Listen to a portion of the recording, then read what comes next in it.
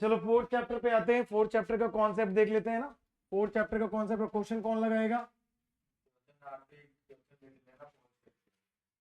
कहाँ से? आप रखे होंगे ना उसमें 3 क्वेश्चन। आप निकालो, सेलेक्ट करो ना इसमें से, वो करवा दूंगा मैं। बैठो बैठो, यहाँ बैठो, जल्दी से अपनी कुर्सी संभालो।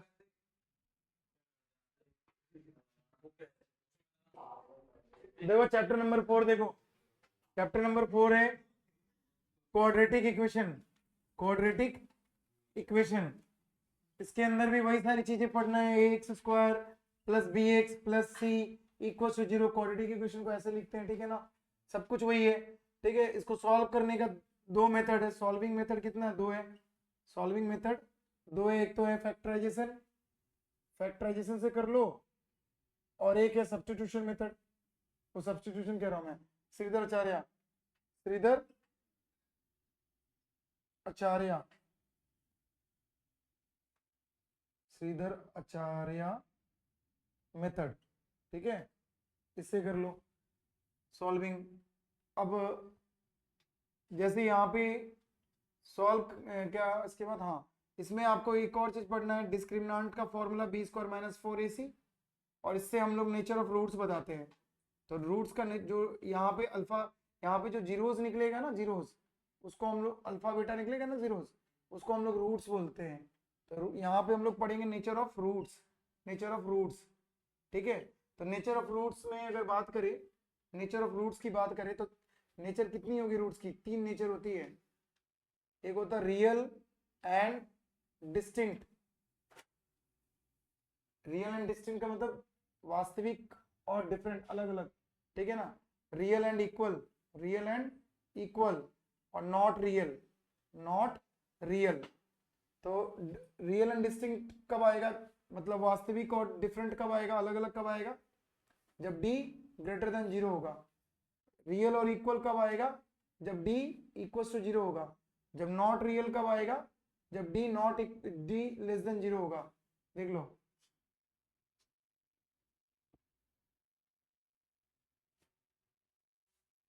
ठीक है। तो ये हमें पढ़ना है। क्वेश्चन देखते हैं इसमें, यही कॉन्सेप्ट है इसके अंदर, और बाकी तो ज्यादा कोई कॉन्सेप्ट नहीं है इसमें। चलो देखो कौन सा क्वेश्चन बताना, बताओ। इसमें तो एक्सरसाइज जो 4.1 है, उसका क्वेश्चन नंबर तुम कौन सा बोल रहे हो? सेकंड वाला बोल रहे हो? सेकंड वाला, सेकंड का थर्ड बोल रहे हो? सेकंड का थर्ड में इसमें तो केवल इक्वेशन बनाने के लिए बोला गया है। रोहन की माँ 26 वर्ष बड़ी है। रोहन की माँ उससे 26 वर्ष बड़ी है। रोहन से सब, तो 2 लोग हो गए ना यहाँ पे। एक रोहन हो गया, एक रोहन की माँ हो गई, तो रोहन मदर, ठीक है ना। तो रोहन का एज, रोहन का एज को हम लोग एक्स मान लें, और रोहन मदर्स एज को हम लोग क्या मान लें? एक्स प्लस 26, 26 साल बड़ी है, ठीक है। अब क्या बोल रहे हैं कि उन दोनों के आयु का गुणनफल करना है आज से 3 वर्ष पश्चात, है ना, आफ्टर 3 ईयर। 3 साल बाद हमें क्या करना है? बोला ना कि the product of their age 3 years from now, आज से 3 साल बाद जाना है। तो 3 years, 3 years from now, 3 years from now जाओगे, तो रोहन का जो रोहन का जो एज है वो x+3 हो जाएगा। और रोहन की मम्मी का, रोहन मदर एज कितना आएगा? x+29। अब दोनों को इंटू कर लो, प्रोडक्ट करने के लिए बोला है, तो दोनों का प्रोडक्ट कर लो, जो कि प्रोडक्ट कितना निकल के आएगा? 360, 29 हो जाएगा ना, 3 जुड़ जाएगा ना उसमें भी। इसका प्रोडक्ट करेंगे तो x² plus 3x plus 29x plus 87 equal to 360। ये आएगा x² प्लस 360, इन दोनों का प्रोडक्ट बोला है बुक में, ठीक है। x² प्लस 3x, 3x नहीं, कितना हो जाएगा ये? 32, 32x और 87 वहां से सब्ट्रैक्ट कर लो 360 में से। 87 को सब्ट्रैक्ट करेंगे, 10 में से 7 गया 3, इसने इसको कैरी दिया, 15 में से 8 गया 7, तो 273 आएगा। तो माइनस का 273 इक्वल टू 0। ये आ गया इक्वेशन अपने पास, ठीक है।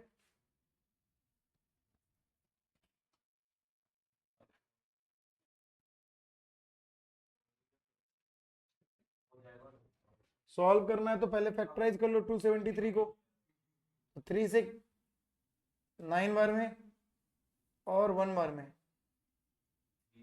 7 से 13 बार में,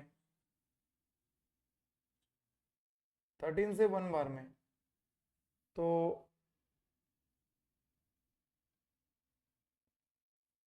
13 3 जा 39, 39 में से 7 घटाने पे आएगा ना 32, हाँ 39 हो क्या होगा फैक्टराइज करेंगे तो 39x और माइनस का 7x और माइनस 273 इक्वल टू 0। कॉमन निकाल दो इसमें से x कॉमन हो गया, तो x प्लस क्या निकल गया है 39, और यहाँ से 7 माइनस 7 कॉमन ले लो, तो x प्लस 39 इक्वल टू 0। तो x प्लस 39 और x माइनस 7 इक्वल टू 0। तो x का आंसर माइनस का 39 और x का आंसर 7, तो 7 वाला आंसर होगा। ये रोहन की एज निकल के आ गई, रोहन एज 7 साल, रोहन की मम्मी, Rohan's mother age, Rohan's mother age हो जाएगा 7 प्लस 26 33, ठीक है।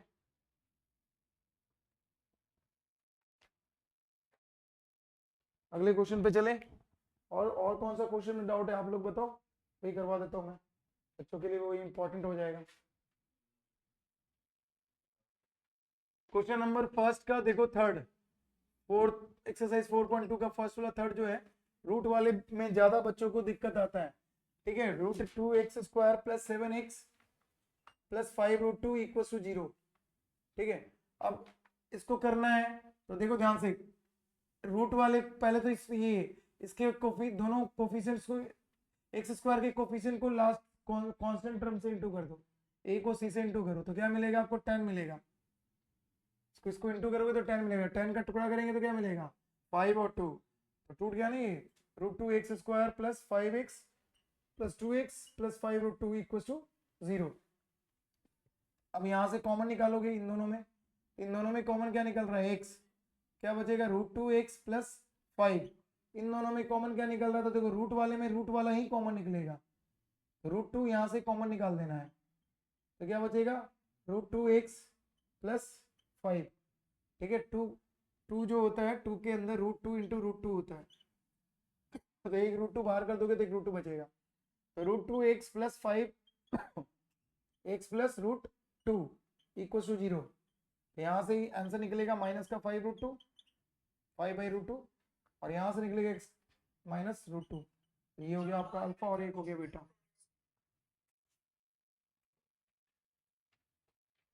एक और इसमें इंपॉर्टेंट क्वेश्चन है जो आप लोगों को डिफिकल्ट लगता है, थर्ड वाले में क्या बोला सम ऑफ टू नंबर, तो सबसे पहले यहाँ पे दो नंबर हमको पता नहीं है, जब भी तो बोला फाइंड करने के लिए, तो हम उन दोनों नंबर को x मान लेंगे कि let first number be x और सेकेंड नंबर बी y, और दोनों नंबर का सम बोल रहा है 27 है, तो ये हो गया फर्स्ट इक्वेशन, और दोनों नंबर का प्रोडक्ट बोल रहा है 182 है, ये हो गया सेकेंड इक्वेशन, ठीक है।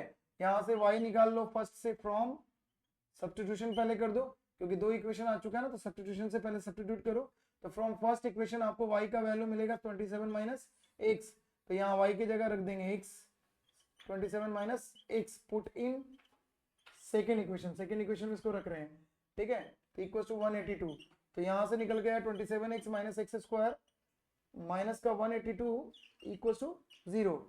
अब क्वाड्रेटिक इक्वेशन हम लोग सॉल्व कर रहे हैं, इसको अरेंज कर लेंगे क्वाड्रेटिक फॉर्म में, माइनस का एक्स स्क्वायर प्लस का 27x माइनस का 182 इक्वल टू 0। लेकिन इस तरह से अगर आप ए बी सी करके सॉल्व करोगे तो थोड़ा डिफिकल्ट होगा, इसको आप कोशिश करना कि ए वाला टर्म में ना पॉजिटिव आ जाए, इसको पॉजिटिव करोगे तो सबका साइन चेंज होगा, तो ये हो जाएगा एक्स स्क्वायर माइनस का 27x और प्लस का 182 इक्वल टू 0। देखो इसका साइन चेंज करेंगे तो सबका साइन चेंज होगा, ठीक है। अब यहाँ से आपको दो वो तोड़ लेना है, तो 13 और 13x माइनस 14x निकलेगा और माइनस का प्लस का 182 इक्वल टू 0। x कॉमन कर लेंगे, x माइनस 13 आएगा और माइनस 14 कॉमन करेंगे, x माइनस 13 आएगा।